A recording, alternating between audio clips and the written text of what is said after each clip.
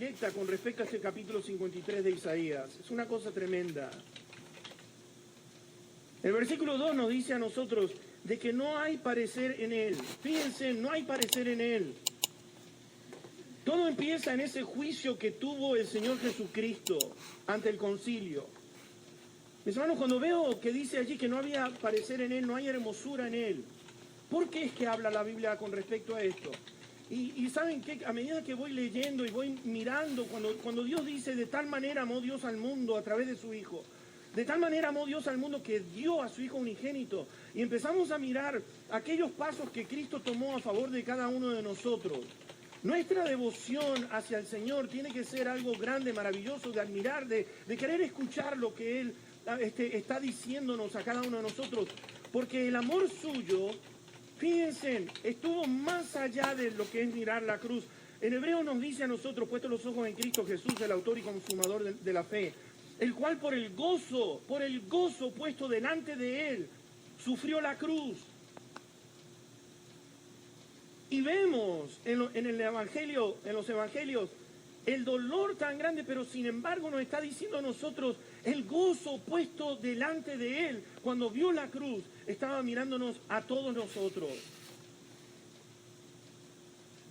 Pero allí en Mateo 26, versículo 67, nos dice a nosotros que le dieron de puñetazos y lo abofetearon. Nos dice que le escupieron su rostro. Marcos nos describe en el capítulo 14 que le cubrieron su rostro para que no vieran quién le golpeaba. Mateo 27, versículos 29 y verso 30, dice que le pusieron una corona de espinas y le golpearon la cabeza con una caña. Mis hermanos, yo quiero que entiendan un poquitito esto. La cantidad de golpes, porque ustedes tienen que entender lo siguiente, cuando dice que fue una multitud a verlo, cuando fueron a apresarlo, habían alrededor de 1000 personas cuando fueron a buscarlo a Cristo Jesús, cuando estaba en el monte orando antes que fuese crucificado. 1000 personas entre soldados y todos aquellos que venían del templo para venir a hacer juicio contra el Hijo de Dios. Y quedó a merced de un grupo tremendo que ha estado cosechando odio durante 3 años este Mesías, que fue un estorbo para ellos. Había acumulado lo que es esa frustración manifestada, aquel odio contenido, se manifiesta en ese momento cuando le empiezan a dar de puñetazos. Te voy a decir una cosa, le golpearon la cara uno tras otro allí en fila para golpearlo, para abofetearlo y encima para llenarle la cara de saliva. Cada golpe un desahogo, cada golpe nos dice Isaías que describe que su rostro fue desfigurado.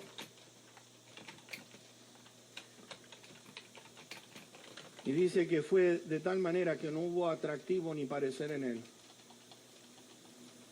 Cristo Jesús tenía la cara deformada de los golpes que le dieron. Una corona de espinas. Y con una caña le golpeaban en la cabeza para que aquella corona se incrustara más en aquella cabeza. Y dice que los soldados también le llenaron el rostro de saliva, le escupieron. Dice la palabra del Señor que fue despreciado y desechado. Despreciado y desechado.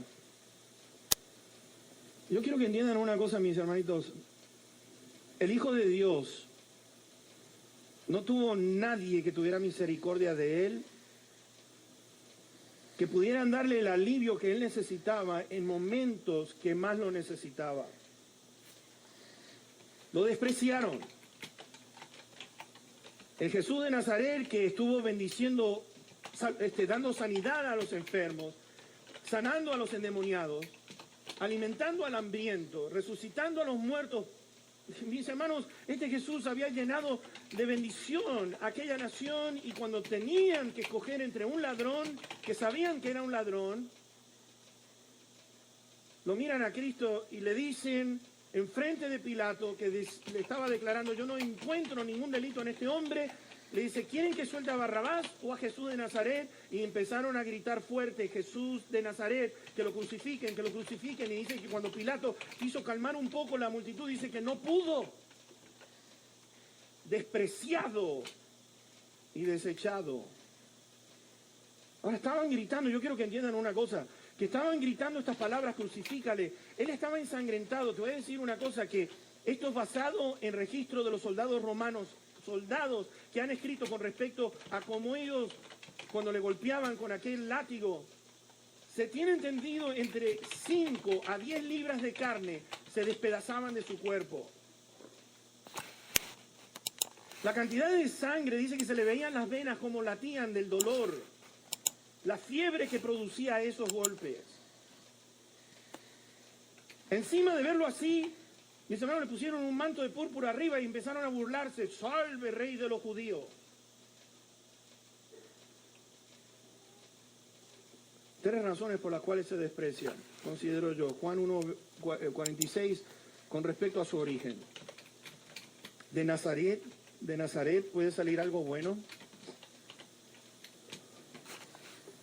¿Puede algo bueno salir de ese pueblo tan feo? De una familia insignificante, José y María, un pueblo Nazaret que no tenía ningún atractivo, no había nada de atractivo. Este Jesús nació en un pesebre lleno de animales, fue un carpintero durante 30 años. Ante los ojos de la sociedad era alguien que no tenía valor, era irrelevante. Se juntó este Cristo con gente del vulgo, es decir, hombres sin letras. Ninguno era de mucho dinero. No se juntó con gente de mucho dinero. Aquellos 12 hombres no tenían características sobresalientes. Allí en Marcos 6 preguntaron, ¿no es este el hijo del carpintero? ¿El hijo de María? ¿De dónde tiene estas cosas? ¿Y qué sabiduría es esta que le es dada y estos milagros que por sus manos son hechas? Estaban escandalizados de él.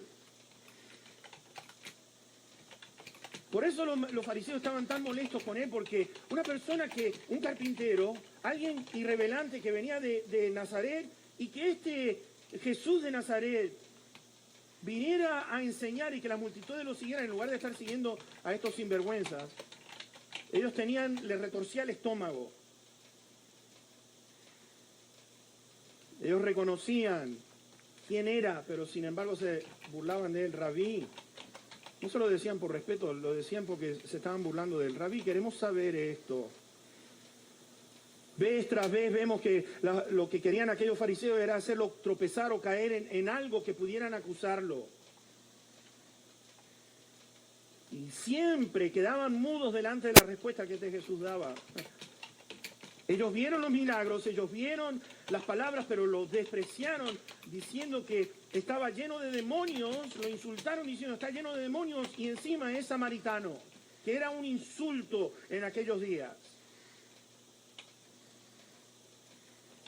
Se ofenden porque Pilato le puso allí Jesús de Nazaret, dice rey de los judíos. Despreciado, desechado. La segunda razón por la cual no lo aguantaban es porque este Jesús se hizo igual a Dios. Juan 10:30 nos dice, yo y el Padre uno somos. Y yo quiero que vean la importancia de estas palabras cuando empezamos a mirar yo, o cuando dice yo soy, porque él había dicho antes que Abraham fuese, yo soy. Interesante de notar allí en Juan 18, versículo 6, Juan registra lo siguiente, le preguntan a Jesús, ¿dónde está Jesús? Y él les pregunta, ¿a quién buscan? Estamos buscando a Jesús de Nazaret. Y cuando él les dijo, nos dice allí en Juan 18, cuando él les dijo, yo soy, dice que se echaron para atrás y cayeron en tierra.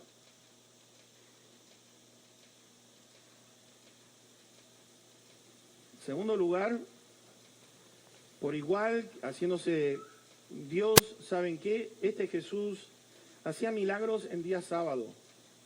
Oh, esto para los fariseos era una cosa tremenda. ¿Quién eres tú para hacer milagros en un día sábado? ¿Sabes que Mateo, Marcos y Lucas, los tres evangelios hacen referencia y dicen esto, que Cristo es el Señor del día de reposo? En esas tres instancias nos está diciendo que Cristo es el Señor del día de reposo. Y esto producía un choque tremendo con las tradiciones de aquellos fariseos y sus regulaciones que habían impuesto sobre el sábado. Se podían dar nada más que X cantidad de pasos. No se podían hacer absolutamente nada. Estaba chocando con aquellas tradiciones. Estaban chocando con que Jesús está diciendo de que Él es el creador del día sábado. Porque está diciendo, mi padre hasta ahora trabaja y yo también. Lo cual quiere decir, yo hago en el día sábado lo que yo quiera porque yo soy creador de ese día. Ahí se armó un problema serio, porque nos dice de que el hombre había sido hecho para el sábado y no el hombre para el sábado.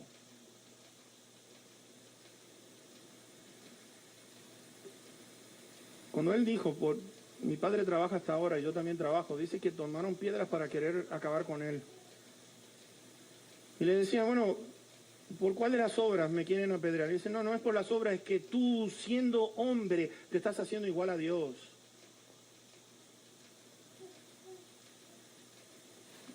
La tercera razón por la cual lo despreciaron, ¿sabe qué? Tuvo que ver por la muerte que él tuvo. La muerte que él tuvo. Pablo nos dice a nosotros, la palabra de la cruz es locura para los que se pierden, para los judíos tropezadero y para los gentiles locura. Para el judío, ¿cómo puede Dios hacerse maldición colgado de un árbol? O de una cruz, de un madero. Para el griego era impensable que un Dios estuviese clavado en una cruz muriendo por la humanidad. Eso era algo de locos. No podían pensar que un Dios fuera a ser avergonzado de esa manera. Los judíos dicen que no necesitaban salvación. ¿Sabes por qué? Porque somos descendientes de Abraham.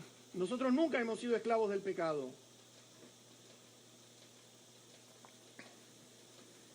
Todo estaba basado en obras religiosas. Si hacemos esto, si hacemos los otros, y con el título de hijos de Abraham ya tenemos la salvación garantizada. Entonces vemos que este Mesías, este esclavo, no tenía lugar en los planes de ellos. Ellos eran avaros, eran ricos, lo despreciaban a Jesús cuando Él decía algo con respecto a lo que tenía que ver con el dinero. Ellos estaban interesados en estar en alta posición. Cristo dijo, yo no he venido para ser servido, yo he venido para servir y para dar mi vida en rescate de muchos. Todo lo que vemos aquí en Isaías 53 es que estaba apuntando hacia un sacrificio de este Mesías, el esclavo de Dios, por cada uno de nosotros. Viene en su primer venida para morir, viene para ser humillado, pero cuando regrese de nuevo la segunda vez, mis hermanos, va a venir en gran gloria. Y saben que somos nosotros, o aquellos que no tienen a Cristo, los que van a estar llorando y lamentando cuando lo vean descender. Allí en Juan 7:48 habían enviado a los alguaciles para que lo arrestaran y lo trajeran ante ellos. Y los alguaciles dijeron esto, nunca hemos oído a un hombre hablar como este Jesús. Y allí viene el desprecio y le dice, escuchen ustedes, lo mandamos con un fin. ¿Acaso ha creído en él alguno de los fariseos? Vean y observen que ninguno de los príncipes del pueblo, nadie ha creído en él. ¿Cómo ustedes van a estar hablando de esa manera con respecto a esto? Eso es desprecio, eso es disgusto hacia lo que representa el Mesías. El Señor a través de una parábola en Lucas 19 nos dice, está diciendo la misma intención que la nación de Israel. ¿Se acuerdan ustedes allí con Samuel? Cuando le dicen, Samuel, queremos un rey como tienen todas las naciones. Y el Señor le dice, Samuel, no te preocupes porque me están desechando a mí, no es a ti. Es a mí que no me quieren, no quieren verme como rey. Y mis hermanos, en la parábola de Lucas 19, el Señor exactamente dice lo mismo. No queremos que éste reine sobre nosotros. Eso es desprecio.